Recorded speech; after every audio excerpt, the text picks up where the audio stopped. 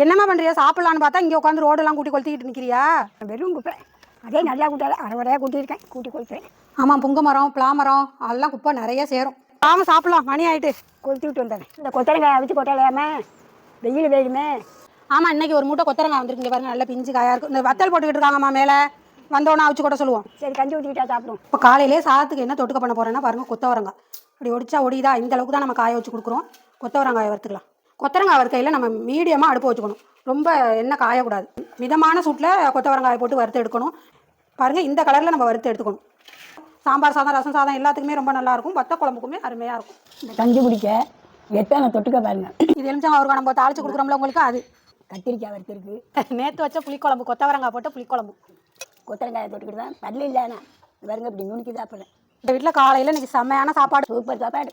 வாங்க எல்லாரும் சாப்பிடுவோம். இந்த வீடியோ பிடிச்சா ஒரு லைக் பண்ணுங்க, ஒரு சப்ஸ்கிரைப் பண்ணுங்க. பாய். அடுத்த வீடியோவில் பார்ப்போம்.